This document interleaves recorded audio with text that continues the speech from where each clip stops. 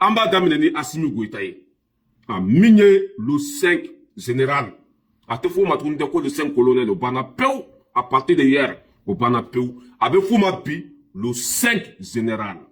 Ngate, Assimi, c'est vrai que Assimi est numéro 1 de quoi, Mali paix, numéro 1, allez de Kachala Bébé sans fait. Migné, général Assimi Goïta. Ya famille bala, kera général, ambe Malien fou, wali numandon, parce que Malien de Yanyeni, ko doka fora nous ka jalaka. Malien de Yafo, ko nous ne fait minke Malie, ko faut que do de ka fora ko ka jalaka. Alhamdulillah rabbil alamin, an kumaka o taraka barakene, bi Assimi général de. Mi e morbo kono kra général, mi e wage o kra général, mi e comment s'appelle Sadio Kamara, njaw nous be kra général, ambe ala foka ala wali numando, ni re général o re ka dogo nous ma quoi. Ou ka dogo nous ma. Ne tumbe fe ou ka Assimi ke wura de quoi, wura de wura. O fona ka boni général. Ni kra wura e, ngati har ni beta ko, ibe ta de kate blanyega na, katla ki ku, Assimi ka ke wura de. Parce que normal de kana mali kono. Tche kele minana ka kidal ke Mali Assimi do. Tche kele minana ka anga surasu bla condition kono Assimi do. Tche kele minana ka turusu kuku ana kala tege Assimi ko itado. Assimi, cela veut dire que Moro kone njawu nunu e wage nunu e Sadio Kamara nunu olutunga ke générali. Même minye Assimi goitaye otunga ke wuro de ko. Ni kera wuro e fo ito okofe. Anaka ka. De planana machunike. Depa nana mata tungala, depa nana ma fini mbaudu, depa nana ma waso, depa nana samara kele fini kele montru kele. Assimi be fou, a nyoron ka dogode. A nou, sa ke malé mona fenke Assimi anakaka. Malé mona fenke le 5 colonne, le 5 général onakaka. Yana andaka dego ofanala, voilà, colonel qu'on faut qu'on ka blade, maintenant c'est général. Ngache, ni Assimi, ngache madala na beto bomoko na tukuno. Jala min dilem flamane. Ngache, avec son gata fort na ça parce que ngati ni jala voilà ambe malien faut ko wali numando nambora yeno ambeta irishi jamanaka minye Zelensky a otanye mina fen di Zelensky ma l'OTAN oye mina fen di Zelensky ma Poutine ya bela jelenya na mamine kato bla misela mobe kato nya damu bo mina nona mais c'est gaka l'OTAN ye mina fen di comment s'appelle Zelensky ma Ukraine ma Poutine mina nunu benyana mamine kato bla misela mobe kato fle ngate no de fo yanko harna saraka kono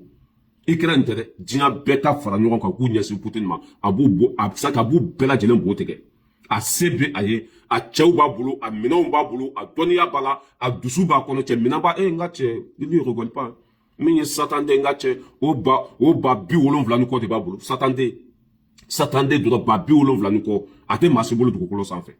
et bon kele katami ay Ukraine l'OTAN est maintenant fin d'Ukraine ma Poutine a benyana mamine a flene. Ces armes sont des armes des ennemis en toute position et tout modèle que les ennemis de la Russie ont utilisé, mais tout est là dans le musée, vous voyez, des armes silencieuses, toute position. Vous voyez les armes des ennemis que la Russie a pu capturer et tous. Ambe Poutine fou aye ne fana laje. Bonjour famille. Aujourd'hui c'est le 10e mois, octobre 2024. Nous sommes à 50 km de Moscou. Ici c'est Parc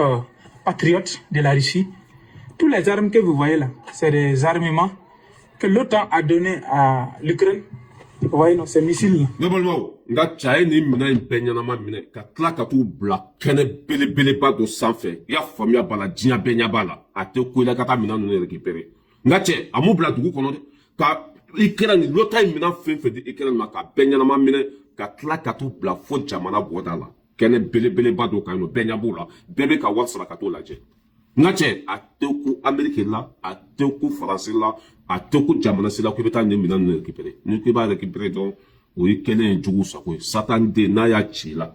Ngache, ibe ko comme ni ye sugaro bla daga kalama sans fait. Ibe yele tende.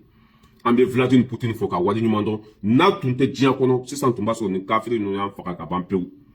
Nambora eno ambe ta kemi seba. Ne balmo obe feka kemi seba magosa na mawuli kan jo na Manchester ni Poutine ma fora anka obenyini kan ya famia obenyini kan palima ke magosa kemi seba. François Benin ka kemi seba magosa kemi seba 10 minutes me François la u y'a sɔrɔ u tɛgɛ kɔnɔ ka cɛ nkalon sugu bɛɛ bɛ ka da la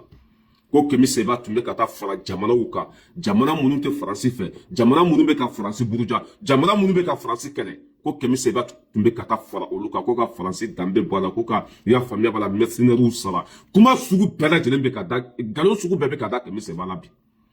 i y'a faamuya b'a la ŋaniya min b'u la bi ko san 30 kaso 30 ans de prison u bɛ fɛ ka Kemi Seba bila o de la ko parce que a ye kojugu min ta ka Faransi sɛgɛrɛ i y'a faamuya ko kuncili t'a ban ko a tɛ se ka jate ka ban kɔ a ko a bɛ kiri ka bolo kan ni nin ko ninnu jɔra Kemi Seba la dɔrɔn ko san 30 kaso Kemi Seba mana san 30 kɛ kaso la o t'a ka diɲɛlatigɛ bannen pewu wa ne bolo a bɛ nin yɔrɔnin tigɛ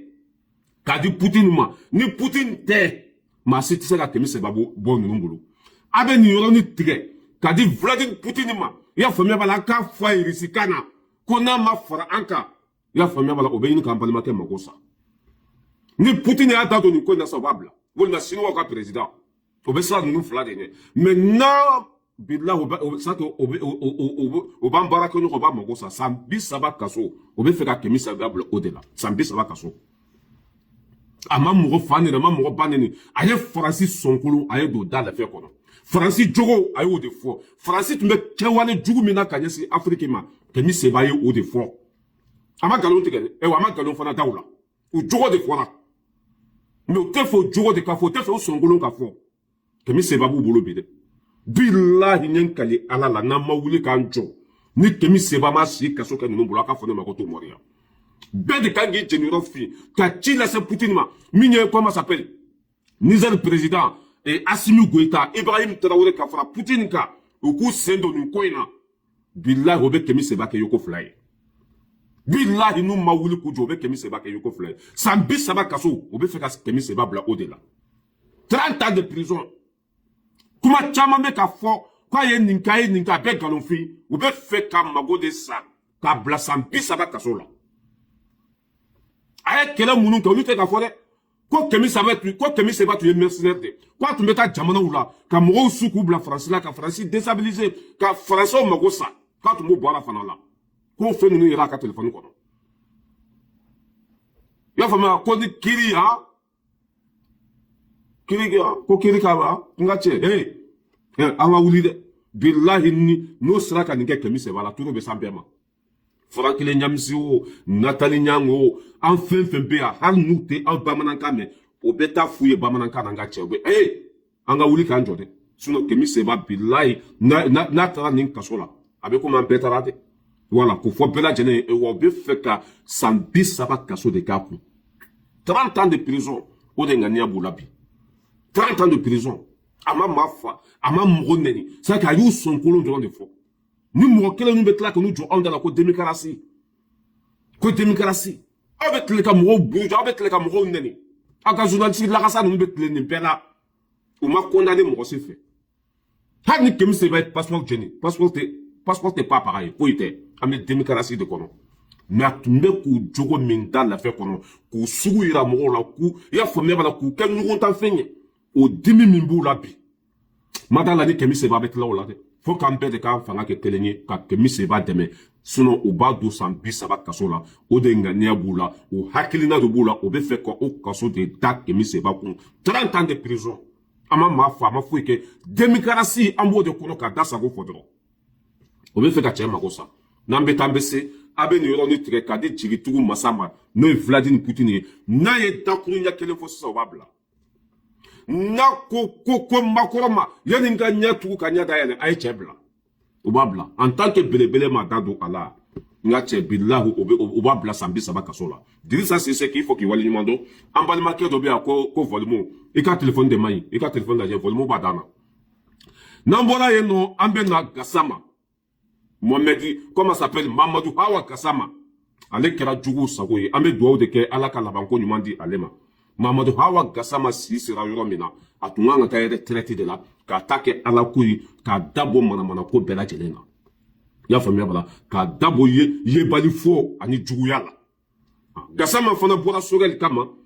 ko Sogɛli bɛ fɛ ka Asimi janfa Sogɛli k'a bɛ fɛ ka kɛ président de ye Mali kɔnɔ ko Sogɛli bɛ fɛ ka kɛ candidat ye Ala ma ye kira ma ye tiɲɛ t'a la cɛkɔrɔba bɛ k'a yɛrɛ ɲini ni Assimi Kano yɛrɛ tun tɛ sisan b'a sɔrɔ Sogɛli ye walan sɛmɛ mais n'a ye walan sɛmɛ o b'an ka fanga tiɲɛ an bolo o b'an danbe bɔ an na o b'an ka baara k'an bolo fu ye o de la cɛkɔrɔba bannen don ka fanga bila a bɛ fɛ i y'a faamuya bala yanni élection ka kɛ a ka to Assimi kɛrɛfɛ ka Assimi protéger n'a bɔra Assimi kɛrɛfɛ sa ye o bɛ Assimi kɛ yoko fila ye i y'a faamuya bala a tɔ tɛ mɔgɔ min na a man kɛnɛ fanga ko fa t'a la bɛɛ lajɛlen b'o sera ko fanga ko fa tɛ Sogɛli la mais Gassama ninnu bɛ fɛ ka jamana kɔnɔdenw de lamuruti k'u bila Sogɛli la ka Sogɛli nɛgɛ bɔ mɔgɔw la n'a y'a sɔrɔ Sogɛli bɛ fɛ ka kɛ candidat yɔrɔ min na ni nana n'a preuve ye an tɛ kuma yan tuguni n'a y'a sɔrɔ don min na Sogɛli ko k'a bɛ fɛ ka kɛ candidat ye walima ni dalu b'i bolo il faut k'i ka bɔ n'a ye de Gassama sinon an t'i bila ten e bɛ se k'i si kɛ nkalonbatigɛ la mɔgɔw da la yan han n'o de fɔ ko ni Ala bɛ c'est que Ala tɛ ninnu fɛ de quoi sinon ninnu si bɛ yɔrɔ min na depuis fɛtɛlɛba tile u bɛ fanga la k'an joli min k'an ka nafolo suɲɛ k'an danbe bɔ an na hali bi ninnu de da bɛ politique la on dirait que contrat de b'u ni Ala cɛ aw man ka taa reposer ten sa aw nɛgɛ tɛ mɔgɔw la han Sogɛli su ka fisa ni ɲɛnama ye Ala de y'a kɛ ministre ye i y'a faamuya bala mɔgɔ m'a k'a ye Ala de y'a d'a ma mɔgɔ tɛ se k'a minɛ fana aw bɛ cɛkɔrɔba in nɔfɛ bi a ka bon hakili ma bɛɛ bɛ ka cɛkɔrɔba buruja bɛɛ bɛ k'i da sago fɔ cɛkɔrɔba ma a min ye Mamadi Awa Gassama ye alimami a y'o ye kɔlɔsi b'a bolo Ala tɔgɔ b'a da kɔnɔ ka bɔ ka nin nkalonba in tigɛ ko Sogɛli k'a bɛ fɛ ka i co ni Assimi ye k'a bɛ fɛ ka Assimi laisser en plein vol ko parce que k'a hakili bɛ présidentiya la ko Sogɛli bɛ fɛ ka kɛ président ye awuzubilahi mina shaitanir rajim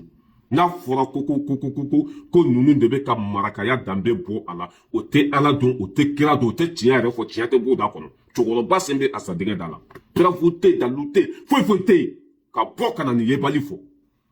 Sogɛli bɛ kɛ candidat ye ka taa min han mɔgɔ min yɛrɛ pereselen don élection ka kɛ ale ka taa ka retraite la i bɛ n'i jɔ ko o bɛ fɛ k'i cu ni Assimi parce que fanga nɛgɛ bɛ Sogɛli la wallahi n bɛ n kali Ala la Ala min ka bon n ka kalili ma wallahi Sogɛli c'est que ka présidenya ɲini bilahu o hakili ye c'est que o hakilina yɛrɛ t'a la quoi Sogɛli bɛ min fɛ bi dɔrɔn Assimi ka élection ka kɛ président ye ale ka taa retraite la Sogɛli b'o de nɔfɛ bi hali n'i y'a ye bi a tɛ ka démissionner dɔwɛrɛ tɛ dɛ n'a bɔra Assimi kɛrɛfɛ o b'a mago sa n'a ye fanga bila o bɛ Assimi kɛ jugu sago c'est pour cela que a fari man d'a la mais o bɛɛ n'a ta a bɛ Assimi kɛrɛfɛ o bɛ k'a buruja o bɛ k'a labila o bɛ k'a janfa o bɛ ka ko sugu bɛɛ d'a kan mais ale ɲɛ bɛ min na olu ɲɛ t'a la quoi ale ɲɛ bɛ fɛn min na o ɲɛ t'a la parce que Ala ye dɔnniya d'a ma a hakili ka bon a kunkolo b'a la dɔnniya b'a la ale ɲɛ bɛ fɛn dɔ de la n'a y'o kɛ dɔrɔn an ka baara de bɛ k'an bolo fu ye c'est pour cela que ko bɛɛ bɛ ka d'a kan mais a b'a placer la n'a bɔra yen dɔrɔn a ma ɲi politicien kafiri ninnu o bɛ Assimi mago sa kafiri ninnu o bɛ don Assimi n'a hakili cɛ o de la cɛkɔrɔba in bɛ yen han Gassama min ko i bɛ ka tile la ko n'i ma jamana nafolo suɲɛ k'i ye bâtard cɛkɔrɔba ka bɔ ka kuma ta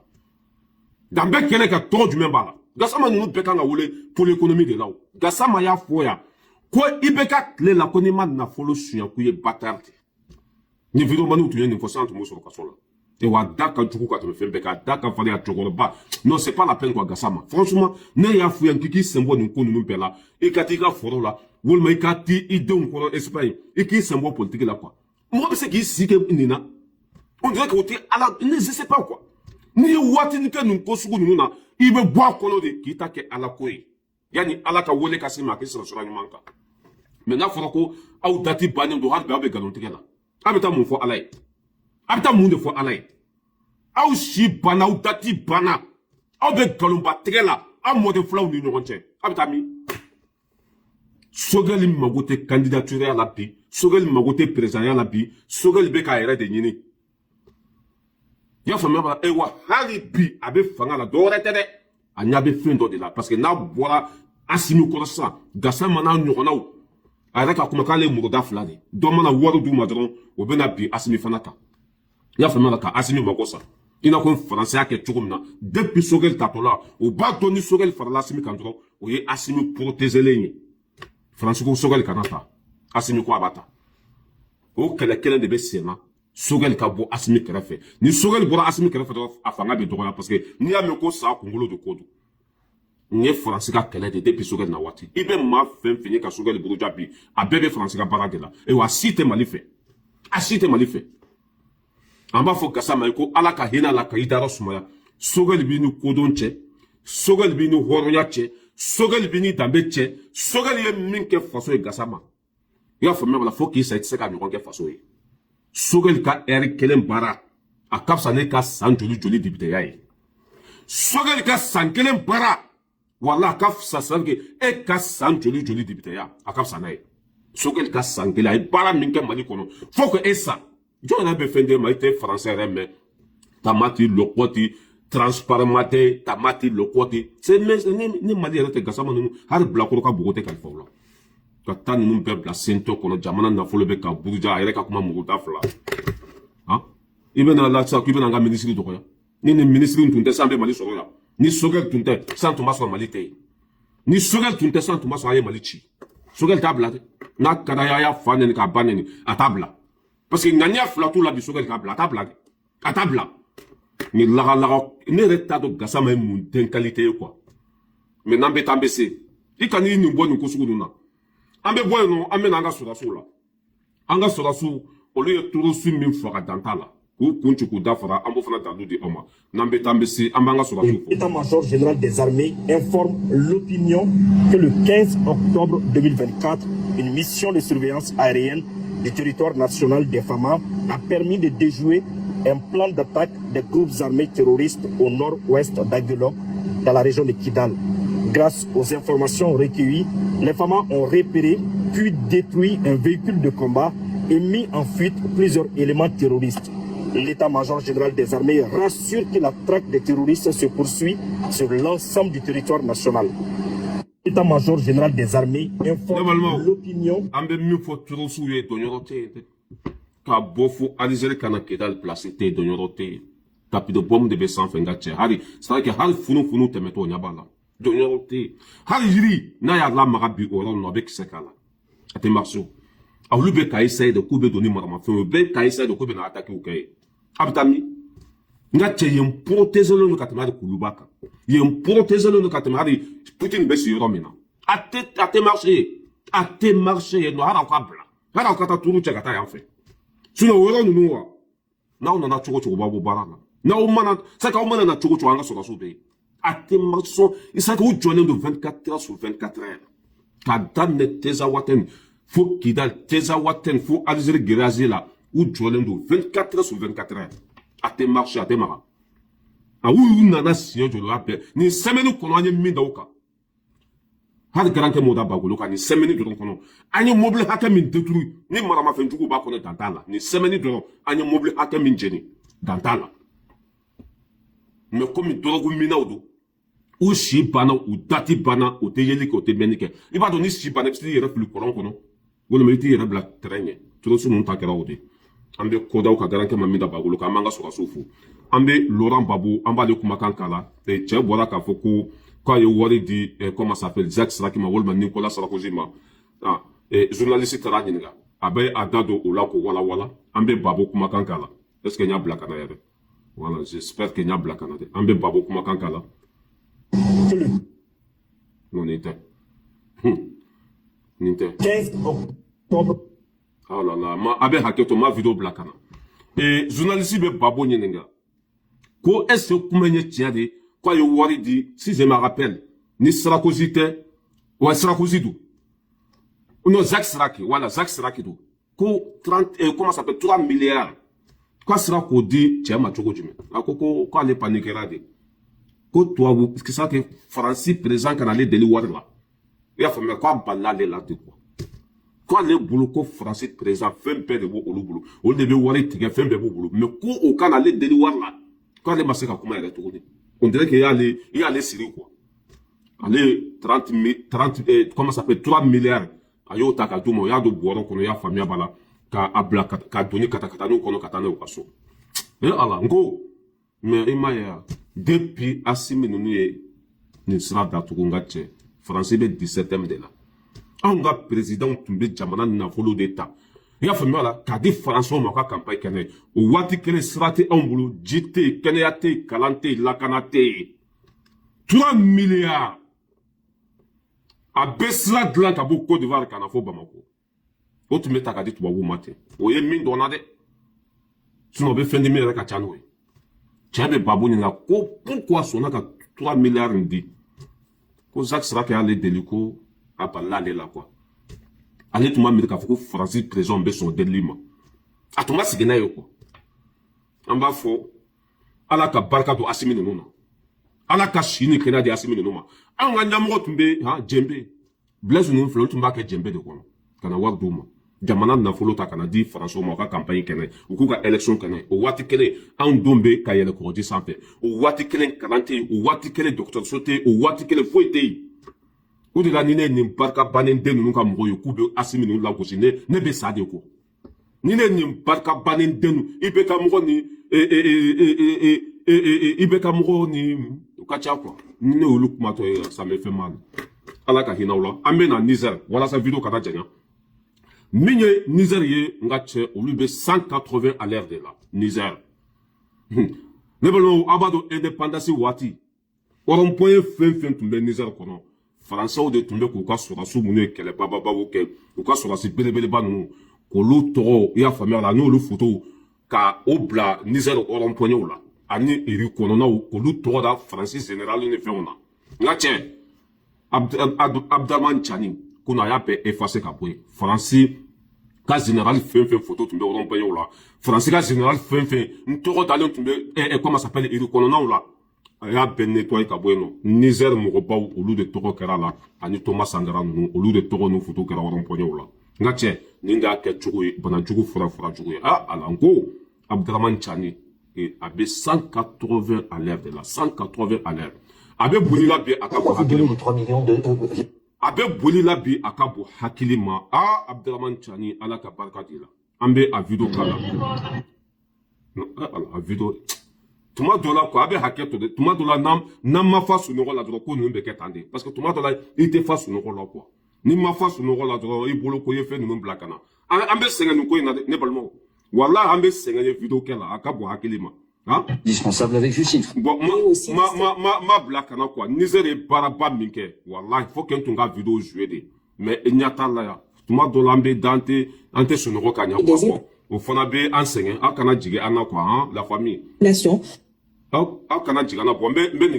20h. Au Niger, plusieurs rues qui portaient des noms français, comme l'avenue du Général de Gaulle, vont être rebaptisées avec des noms nigériens pour effacer les traces de la colonisation française. Je vous récap. Alors, cette avenue de Gaulle est donc rebaptisée avenue Djibo Bakary, qui est une figure de la politique nigérienne, partisan de l'indépendance du Niger, obtenue en 1960. Ce monument, dédié aux morts des 2 guerres mondiales, devient lui Boubandai Batama, ce qui veut dire à nos morts en djerma, pour rendre hommage aux victimes civiles et militaires de la colonisation à nos jours. Ou encore, ce monument du commandant et explorateur français Parfait Louis Monteil, qui est remplacé par une plaque à l'effigie de Thomas Sankara, ex-président du Burkina Faso, figure du panafricanisme et de l'émotion. Voilà, Ambe Niger présent, Abdraman Chani, Amba Foka, Wali Numandon. Français ka Mouroba fait photo de Mouka Rompoyen là. Où y a bella jelen photo jiki, ka on yere ka Mouroba ou, kolu photo bla Rompoyen là, ka klaka Rompoyen Togoda Olu là. Abdraman Chani, alaka barka du la, ninda ketchoué. Ngache! Nko nunu bulu ko farafin te foye quoi an yɛrɛ ka jamana i y'a faamuya ka yen kari kɔnɔna k'o tɔgɔ da olu ka mɔgɔw la wɔrɔnpɔɲɛ fɛn bɛ yen u ka mɔgɔba k'olu foto bila bɛɛ la kunu Abdraman Chani a bɛɛ ko ka bɔ yen ka bɛɛ jigi ka bɔ yen ka bɛɛ supprimer ka bɔ yen ka bɛɛ effacer ka bɔ yen nɔ ka Thomas Sankara foto bila yen nɔ Niger mɔgɔbaw k'olu foto bila yen nɔ i tun kan ka ne yɛrɛ foto bila yen nɔ comment ça s'appelle Abdraman Chani mais c'est pas grave n'an bɛ taa an bɛ se an bɛ na fasoden juguw la walasa waati kana ta an tɛgɛ ma aye ni lamɛn dɛ an bɛna fasoden jugu la mɔgɔ minnu barika bannen don an bɛna olu la aye ni lagasa ye lamɛn fɔlɔ. Mais sɔrɔsiw yɛrɛ kelen de kɛ quoi mes amis du CNSP tuma min na a ye AVC kɛ u tun b'an ka to a ka segin ka na o non u tun bɛ médaille ba k'a la dɔrɔn parce que c'était justifié olu de y'a parce que mais c'est pour ça que je dis sɔrɔsiw tɛ. ne m'a fɔ ko hali ni mɔgɔ min ye nin ɲɛda in ye i b'a dɔn ko hasididen don nɔrɔ kisɛ kelen tɛ ɲɛda in na ni mɔgɔ ka jugu i b'a ye a ɲɛda la i tɛ nɔrɔya la ɲɛda bɛ kɛ komi dɔrɔgu min na ɲɛda in bɛ sise de komi baramala kɔfɛ la hali n'i y'a bila climatiseur kɔnɔ a mɔgɔ sugu i tɛ nɔrɔya la quoi a ko Sogɛli ko AVC y'a bin waati min na ko Asimi ninnu tun man ka sɔn k'a ka na hasididen wololen bilalen ala ye mɔgɔ fɛn fɛn bila ale ɲɛ a bilala tigi bɛɛ la or que ni ala ye mɔgɔ bila i ɲɛ i bɛ tugu a tigi kɔ de walasa i fana bɛ dɔɔnin sɔrɔ cogo min na mais ni ala ye mɔgɔ bila ale ɲɛ ale b'i kɛlɛ de. Asimi nunu hinala la kata. A ko no ko Asimi nunu président mankan. A y'olu neni. O mangoya b'a nɔfɛ. a buranga yɛrɛ min yɛrɛ y'a to n'a tɔgɔ bɔra Imam Doko a bilala o la yan nin tɛ den ɲuman ye ala ye mɔgɔ bila ale ɲɛ a ko non ko mɔgɔ man ka bila ale ɲɛ ale de ka ɲi bɛɛ sanfɛ o de y'a to kɔ komi banna ko nin tɛ ci ka ci wa i b'i sa cogo de la vidéoman le plus con Issa Kaoudzimidou vidéoman le plus con le plus hasidi le plus banyango Issa Kaoudzimidou sogɛl ta ala de y'a kɛ maa si tɛ se k'a bali i bɛ kule fo k'i nugu tigɛ a bɛ cɛkɔrɔba ɲɛ Mali kɔnɔ dɛ an ka nin bataraden fana lajɛ an ka dɔgɔ les gens parlent que les gens sont contre ces militaires mais c'est des promesses en promesses et chaque fois quand ils prennent des promesses ou des promesses que les Maliens ont promesses font Maliens mais ils te font chier à la fin. Prenons le cas de Transrail. Ils ont dit quoi? Non, oui, train ou là, quand train ou là, train travaux à Bissau. Les gens ont dit train mouflène en bologné, ça dit c'est obsolète, ça dit à te utiliser blé. Il va donc minye ni fana kia ni an fana de noye an munu be transition demede an fana de tun dimina Zenebu Evelyn Koina o de la nunu be bolo ko fana in bana de mo bebe ka bo wo kono parce que olu sigilen do fana in ka bano kera do be bo pampana a onye Zenebu Evelyn kele ni tile dama ina ima e faso de njugu nu bebe ka bo wo kono kana ko antra wa do trana ko trema wuli har ni trema wuli nunu ka mara ka sa ni e ka présenter meneni e tumbe présent ko Ibrahim Boubacar Keita nunu ka mara ka sa ni wuli train yɛrɛ kana wuli lakana dɔrɔn o be anw bɔ minan dɔrɔn ka sanga di an ka sɔrɔsiw ma o be anw bɔ kunu a tun bɛ fɔ de ko blindé au carton bi o tɛ ye dɛ kunu a tun bɛ fɔ de ko turasiw nana nin dugu jeni u taara n'u sen fila ye bi o tɛ ye o be anw bɔ a tɔ bɛ na dɔɔni dɔɔni wari min tɛ yen o baara tɛ se ka kɛ wari min tɛ an bolo o baara tɛ se ka kɛ aw tun bɛ mɔgɔ minnu kɔ o de y'an ka jamana ci k'an ka jamana danbe bɔ a la k'an ka wari bɛɛ suɲɛ anw bɛ pasante i y'a faamuya bala ka to ninnu kɔ parce que baara wariya ka ɲi danbe bɛ ninnu na depuis u nana o tɛ suɲɛni na o bɛ anw bɔ a y'aw sigi jamana kɔfɛ sake ninnu i b'a dɔn ŋaniya min bɛ ninnu na Assimi ninnu ka fanga ka tiɲɛ olu ka segin ka taa Mali la parce que Mali tun ka di ninnu na cogo min na o ye diya min sɔrɔ Mali kɔnɔ mɔgɔ si ma sɔrɔ k'u to Faransi a bɛ komi u bɛ kaso de la u ka ala deli su ni tile Assimi ka sa fanga ka tila ninnu na walasa olu bɛ se ka segin ka taa i ɲɛ tɛ numukɛ in na numukɛ in n tɛna ale tɔgɔ fɔ parce que ale barika bannen don ale bɛ vidéo kɛ bi ale mɔgɔ fila t'a lajɛ tellement que an y'ale lakariya tellement que ale barika banna numukɛ in min ye o ye a bɛ to Assimi ma e ka taa ka page lajɛ hali mɔgɔ fila a ye comment ça s'appelle Facebook bila ka taa TikTok la ka TikTok bila ka taa fɛn bɛɛ la ka taa WhatsApp groupe kɔnɔ maa si tɛ ka ci ka k'a la parce que dangaden don dangaden don numukɛ in n tɛna tɔgɔ fɔ parce que nafa t'a la ni ko numu bɛɛ b'a dɔn voilà an bɛna dɔ wɛrɛ fana la a y'o fana lamɛn o bɛ ka bɔ fan bɛɛ fɛ sisan a ye nin fana lamɛn. kelen kan ka tuma dɔw la tapasi ba in kɔnɔna la jamana bɛ se ka jɔ ka sɔrɔ tapasi tɛ n bɛ misaliya ta Nations Unies tribune min bɔra yen san 79e session i b'a jateminɛ diɲɛ bɛɛ ni jamana ninnu taara yen diɲɛ jamana ye n'i y'a san joli ye i b'a ye k'a fɔ jɔn ka délégation bɛ taa NATO k'a ka jamanadenw bɛ bɔ k'a kunbɛn i y'a ye anw ka jamana i b'a fɔ a kelen de taara Nations Unies la mais à chaque fois fana ni jamana n'an ka autorités nana ni délégation nana a bɛ kunbɛn ni impact bɛ kɛ jumɛn ye a kɔfɛ an t'o évaluation nin fana kan ka mɔgɔ tɔɔrɔ mun de la an ka ɲɛmɔgɔw taara u ye baara ɲuman kɛ ni jamana kɔnɔdenw taara u kunbɛn o tɛ baasi ye e cɛ n ko ninnu b'u sa cogo de la i ɲɛ t'a la ala tɛ ka hɛrɛ k'u ye parce que u dusukun finnen don u ŋaniya ka jugu an ka ɲɛmɔgɔw taara Nations Unies na u ye baarabaw kɛ o bɛnna population ma u natɔla an taara u kunbɛn o kan ka digi mɔgɔ la n ka cɛ n ko fasoden jugu ninnu ala tɛ barika don o la sa ala tɛ barika don o la nin ye Bakari Tireta ka comment ça s'appelle secrétaire de Bakari Tireta engrais feerela tɛ yen min ye engrais wari bɛɛ suɲɛ nin y'o ka secrétaire de i tɛ fɛɛrɛ kɛ i ka ɲɛmɔgɔ ka na n'an ka wari ye o ma fisa ni nin bilabila in ye ko an ka ɲɛmɔgɔ ninnu bɛ tapasi de la ninnu ka tapasi ka ma fisa ni zon fana ye tapasi kɛla ni zon jɔn ka fisa ni jɔn ye e bɛ mɔgɔ min ka parti kɔnɔ Bakari Tireta a ye miliyari joli de détourné engrais feerela tɛ wari a taara min ninnu mana kɛ cogo o cogo o ka fisa ni aw ye caman bɛ on connaît on sait i m'a ye ka bu ni bɛn ni fɛn bɛɛ kɛ don yɔrɔ tɛ yan n'i y'a ta aw ma bilahi fanga in tɛ si ye bilahi n'i ye se kɛ aw ye fanga in tɛ tile fila kɛ nɔ mais i m'a ye aw dɛsɛra parce que barika t'aw la aw de ye faso in ci aw de ye faso in danbe bɔ a la aw de y'an faga aw de y'an ka nafolo bɛɛ suɲɛ e bɛ mɔgɔ min ka parti kɔnɔ Bakari Tireta miliyari joli de suɲɛna a ka côté la i da tɛ maga o la dɛ i t'o kuma fɔ e bɛ taa min Quand on a un tapage qui est là où nous boira en fait, jama betu kumbe petit patata. Ala ka hina ou bela ka ou bedaro sumaya. Ya famille ni fana ma sur do de an munum bora ka fo ko ambe Zainab Evelyn kele. Nanye nga mo chanchan doni olu boloko ni transfert ko banede. Ima u bebe ka bo ko no kana suno. Hein? Atonto ko la ka bo. Si ça amena nyasi olu de masa ku chanchan. Oula doka wo kono no parce que nanyu chanta sa iba yobe amen où sont des dates les faire kono ko jogo ku ira oula pokoni maliki konate etume français sera so no fait i bolla o de la e bisa ka kuma maliko la hani mali jara bisa ka ta maliki konate ne min fana flene e ka parti nyamuko engrais fere laté